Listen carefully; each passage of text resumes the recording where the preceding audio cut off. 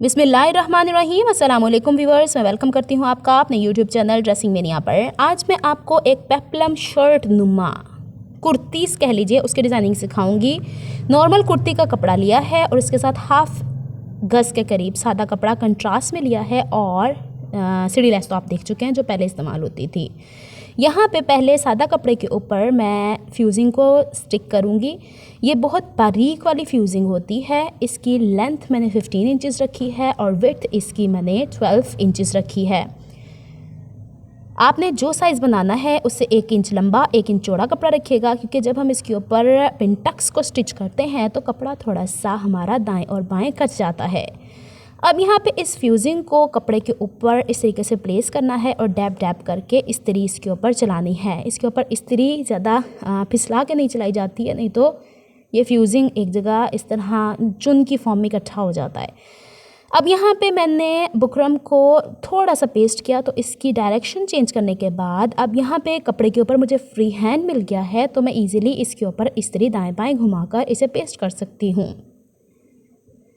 अच्छा, यहाँ पे थोड़ा सा मेरे साथ ये हुआ था कि मैं बहुत दबा के शायद इस्त्री नहीं कर पा रही थी, तो मैंने थोड़ा सा पानी का छींटा लगाने के बाद इसे परफेक्टली स्टिक कर लिया था। टेलर्स भी ऐसे ही करते हैं, आप कर सकते हैं। देखें यहाँ से फिर खुल गया था। एनीवेज, पहले हम यहाँ से फ्यूजिंग की चौड़ाई के मुताबिक कपड़े की कटाई कर लेंगे और इसको मैं फिर बाद में सही से इसके ऊपर इस्त्री से पेस्ट कर लूँगी।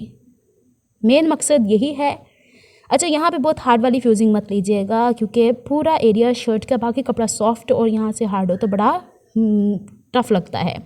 अब जो 12 इंच चौड़ाई थी हमारे यहाँ पे, उसको हमने सेंटर से फ़ोल्ड कर लेना है और जहाँ पे सेंटर में फ़ोल्ड है वहाँ से इस तरीके से घुमा के ट्रायंगल क्रिएट करना है और इसके ऊपर इस तरीके से क्रीज बना लेंगे। अब इस क्रीज लाइन के ऊपर स्केल की मदद से बुकरम के ऊपर हम पेंसिल की मदद से लाइन्स ड्रॉ करेंगे। अब यहाँ पे इसी रुख पे जो पहली लाइन ड्रॉ की है इसके ऊपर और नीचे 1.5 इंच का मार्क लगाएंगे।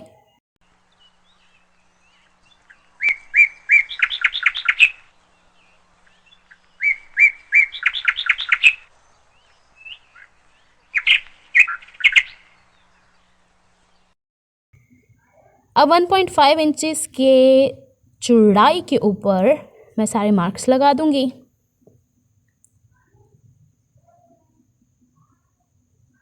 अभी मैं थोड़ी देर में आपको इसको करीब से भी करके दिखाती हूँ।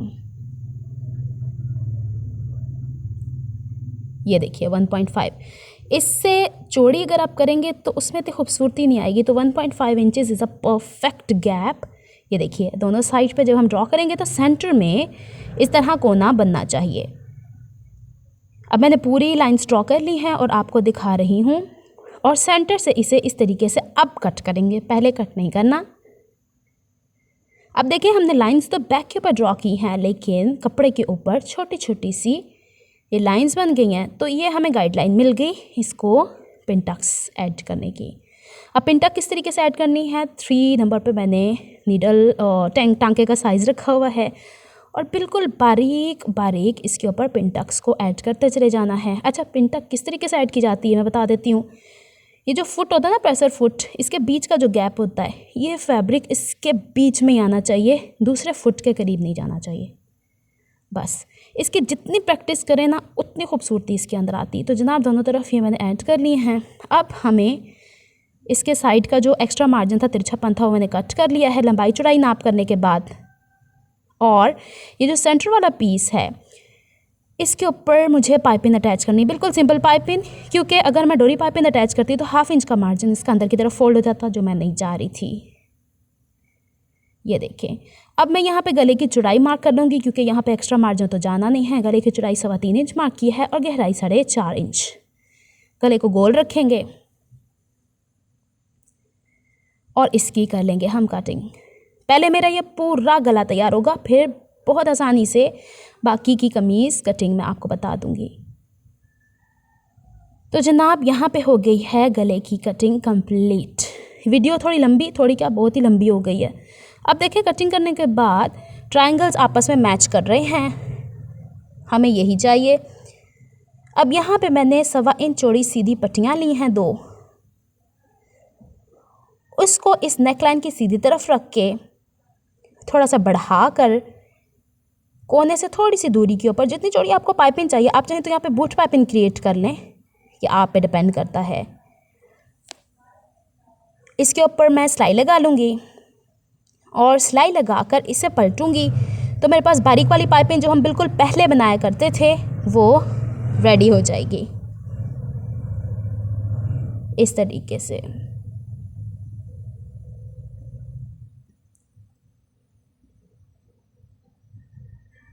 ये मैंने कितना फास्ट फॉरवर्ड किया फिर भी आपको स्लो दिख रहा है, तो आप देख लें कि मैं कितने स्लो होके ये काम किया करती हूँ। बहुत अफरा तफरी में मैं सिलाई नहीं किया करती, मुझे नहीं पसंद आता कि भाग भाग के मशीन चलाई जाए, क्योंकि stitching is a therapy for me.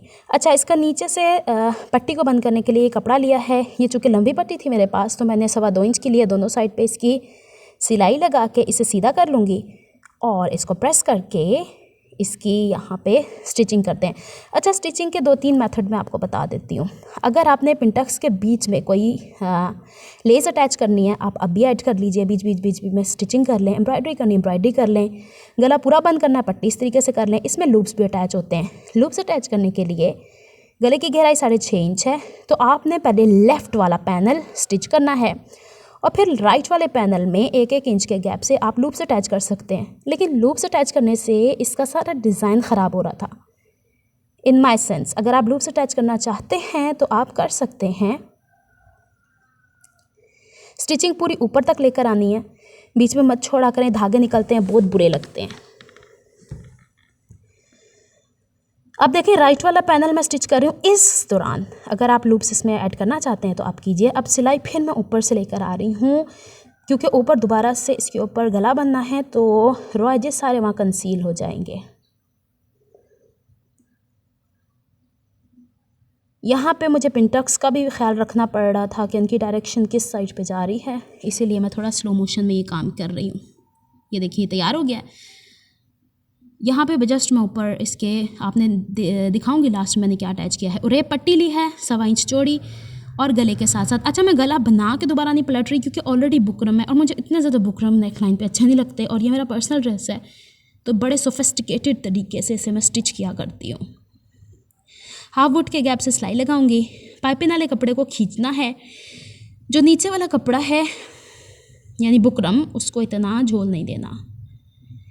जिस गैप से हमने सेंटर वाले पीस पे हाफ वुड की गैप की सिलाई दी है उसी से हमने दूसरे को स्टार्ट करना है। यहाँ मैंने थोड़ा सा कट करके गलती कर दी थी, फिर दोबारा मुझे सारा मेंटेन करना पड़ा था।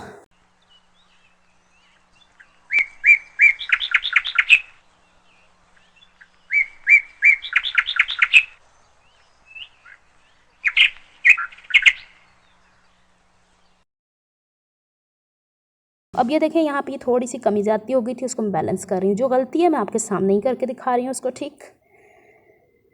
अब यहाँ पे इस पाइपिंग को यूँ पलट के सिलाई का मार्जिन बाहर रख के इस पर लब की सिलाई लगानी है। इससे पहले मैंने कट लगा लिए थे ताकि पट्टी पीछे की तरफ पलटना आसान हो जाए। अब देखिए, लब की सिलाई लगाऊंगी। और अगर कोई चीज़ मैं बहुत फास्ट आपको सिखाती हूँ तो उस तरह की वीडियोस मैं ऑलरेडी बहुत डिटेल में शेयर कर चुकी हूँ। आप प्रीवियस वीडियोस भी देखा कीजिए, क्योंकि हर वीडियो में हर चीज़ दोबारा रिपीट करेंगे, एक तो हमें कॉपीराइट क्लेम्स भी आते हैं रिपीट उसके भी, तो आप इस चीज़ का थोड़ा सा कंसीडर किया करें। अब देखें, ये पट्टी हो गई है, दोनों बराबर हो गई हैं। यूँ पीछे की तरफ पलट के और तुरपाई कर लेंगे। गला बनाने का तरीका मैं ऑलरेडी शेयर कर चुकी हूँ, इसमें कोई डिफ़िकल्टी वाली बात नहीं है। अब आते हैं बाकी कटाई की तरफ। सबसे पहले जो शर्ट वाला कपड़ा था उसे बैक की लेंथ 38 इंचेस कट कर लेंगे। लेंथ 38 इंचेस कट करनी है। विड्थ मैं कमीज़ के हिसाब से कर रही हूँ। मेरी कमीज़ की चौड़ाई 20 इंच होती है, तो उसमें 2 इंच ऐड करने हैं चॉक फोल्डिंग के लिए, तो 22 इंच मैं यहाँ पे कट कर लूँगी। फ्रॉक्स पहन के मैं बहुत थक चुकी हूँ, इसीलिए I want to wear kurti. आप इसे चाहें तो ए लाइन फ्रॉक भी बना सकते थे। अब बैक का फैब्रिक सेंटर से फोल्ड करके इस पर नेकलाइन जो बनाया है उसे बिछा लिया है, और साइड पे जो कपड़ा बचा था यहाँ पे बैक की कटिंग में से उसी को बिछाया है, 1/2 इंच ऊपर की तरफ रखा है इस गले के ऊपर, ताकि वो सिलाई का मार्जिन आए। यहाँ पे चौकोर स्लीव्स आर्म होल वाले बनाने हैं, तो इसीलिए मैंने ऊपर से शोल्डर से नीचे की तरफ 8 इंच का मार्क लगाया था, 8.5 इंच का। बाकी फिटिंग सेम कमीज़ वाली है। यहाँ से देखें, बस ये स्क्वायर कट करना है। जो आपका आर्म होल होता है ना 7.5 इंच है, तो आप इसे 8.5 इंच रख लीजिए, बस यही फ़र्क होता है। बाकी कमीज़ की कटिंग तो आपको आती ही है, वो भी मैं सिखा चुकी हूँ। अब इसके सेंटर के पैनल की लेंथ देखें, जैसे मैंने बुकरम के ऊपर 1/2 इंच बढ़ा के इंच स्टेप रखा है ना, ऐसे साइड में भी करना है। जहाँ पे भी हम जॉइन लगाते हैं तो पिछले वाले कपड़े के ऊपर जो हमने कट किया होता है उससे अगले वाले कपड़े को ओवरलैप किया जाता है। तो यहाँ पे 26.5 इंचज़ के करीब मुझे लेंथ चाहिए थी, और चौड़ाई आपकी मर्ज़ी, आपने जितनी चुने डालनी है। तो मैंने 5 इंच एक्स्ट्रा रखा था। तो जनाब ये हो गया है कपड़ा तैयार। ये देखिए ओवरऑल कटिंग। अब स्लीव्स की कटिंग के लिए मैं बता रही हूँ, ये स्क्वायर है। ऊपर से शोल्डर जब हम स्टिच कर लेंगे तो 1/2 इंच नीचे जाएगा, लेकिन वो 1/2 इंच आपने नीचे की सिलाई में बढ़ा के रखना है। तो 8.5 मैंने कट किया था, तो ये 8.5 ही बनेगा। 8.5 इंच चौड़ा, और स्लीव की जितनी लंबी लेंथ आपने रखनी है उतना लंबा आप लोगों ने 2 बाजुओं के लिए कपड़े को यहाँ पे कट करना है। यहाँ पे मैंने ये सारा कपड़ा ही निकाल लिया था।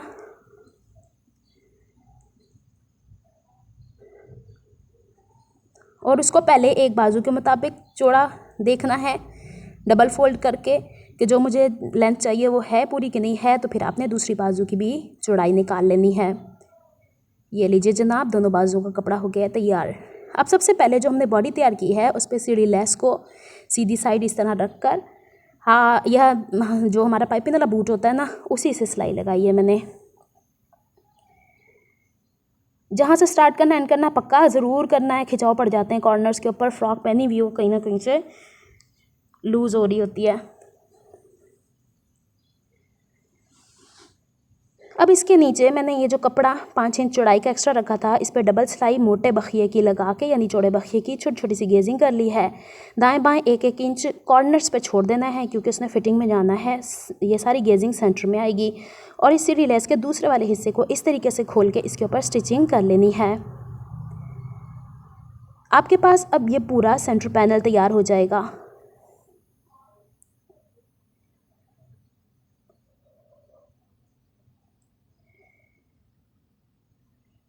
यहाँ पे इसकी स्टिचिंग करते हुए ध्यान रखना है कि ऊपर वाला कपड़ा इसके अंदर ना आए और गेजिंग प्रॉपर्ली इसके अंदर फिट आए। कहीं से कपड़ा बढ़ा के छोटा नहीं होना चाहिए, दिक्कत होती है बाद में स्टिचिंग के लिए।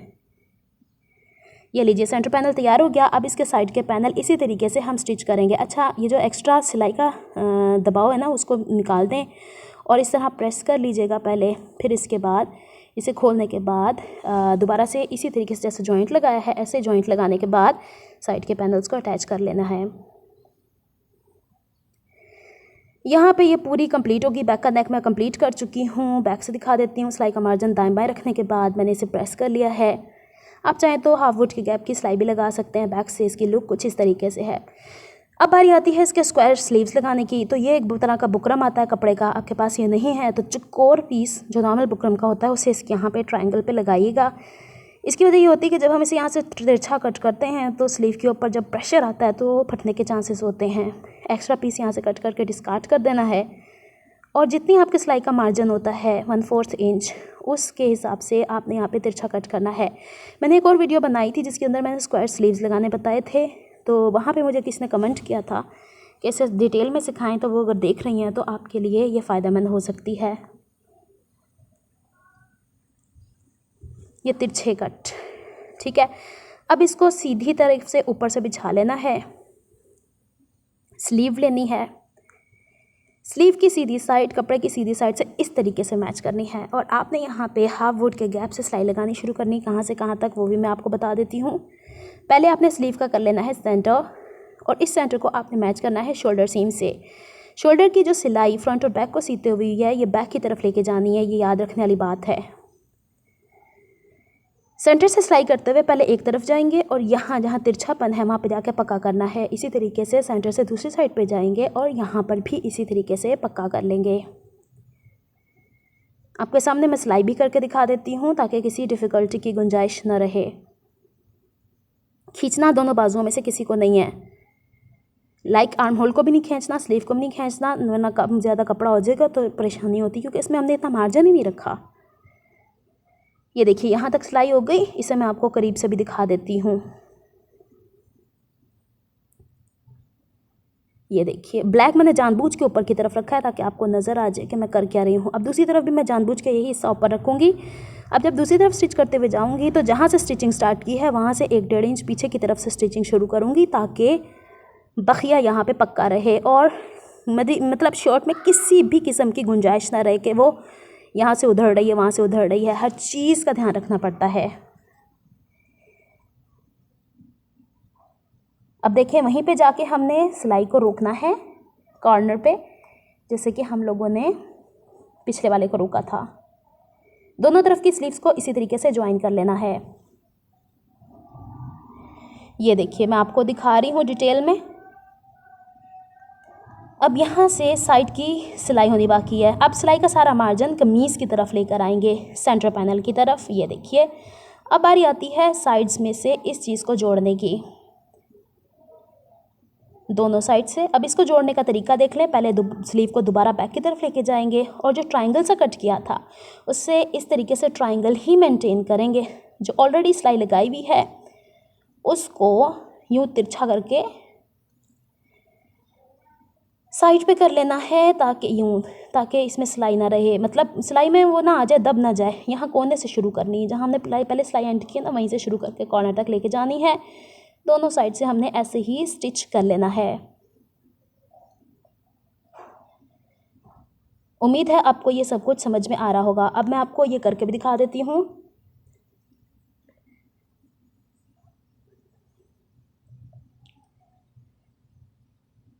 वो क्लिप मुझसे थोड़ा सा मिस हो गया, मैं आपको दूसरा क्लिप दिखा रही हूँ कि किस तरीके से मैं स्टिचिंग को पक्का करती हूँ और फिर आगे ले जाके इसे वाइंड अप करती हूँ। जहाँ वाइंड अप करना है वहाँ पे भी पक्का करना है, धागा नहीं यहाँ पे लूज़ छोड़ना।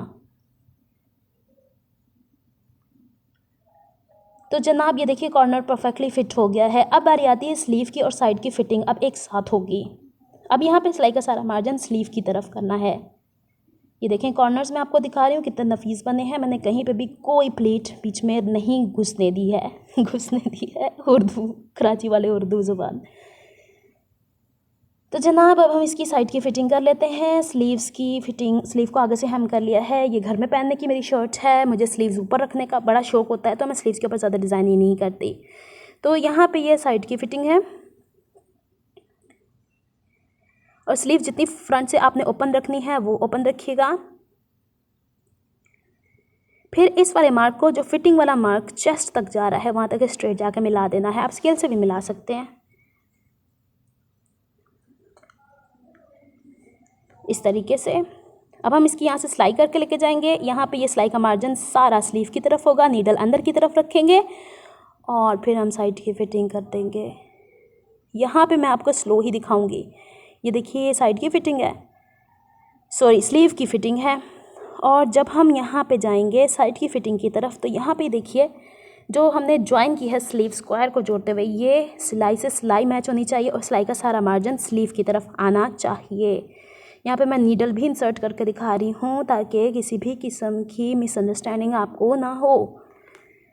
और फिर साइड की फ़िटिंग कर देंगे। देखने में ये आपको बड़ा लग रहा है, आज तीसरा दिन है मैं इस शर्ट के साथ लगी हुई हूँ और तीसरा दिन है अब मैं इस पर वॉइस ओवर कर रही हूँ। बाजू फ्रंट से सीते हुए ज़रूर पक्का किया कीजिए। मेरी हर वीडियो में कोई ना कोई मैं कोशिश करती हूँ कि आपको ऐसी टिप्स एंड ट्रिक्स दूँ कि आपको वीडियो देखने का फ़ायदा हो, नुकसान ना हो।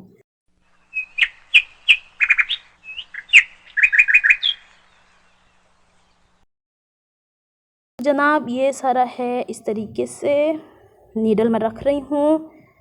थोड़ा सा स्लो मोशन में ही मैं यहाँ से काम करती हूँ क्योंकि नफीस काम हो जाए, एक ही दफ़ा हो जाए, बार बार उधेड़ने से बेहतर है।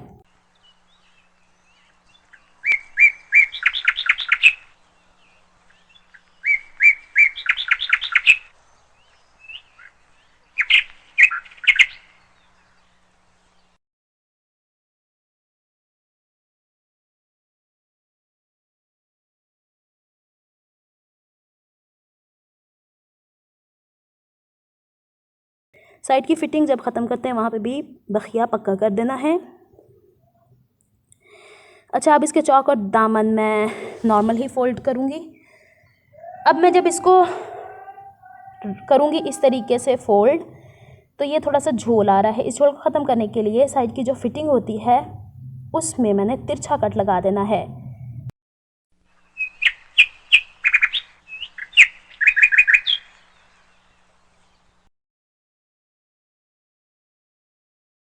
अब यूँ तिरछा इसको इस तरीके से करूँगी।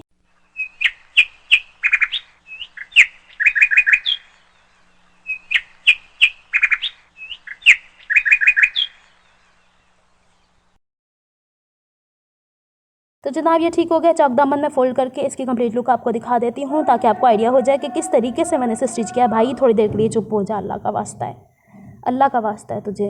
अब दिन भर में जिन्होंने सब्ज़ी ले ली शाम को कौन लेगा, मुझे ये समझ नहीं आती। It's an overall look of this shirt. इस पर हैंगर वाले बटन्स अटैच कर दिए हैं मैंने। उम्मीद है आपको ये पसंद आई होगी। अगर आपको मेरी एफर्ट्स पसंद आती हैं तो please like my videos, subscribe to my channel, hit on the bell notification for more updates.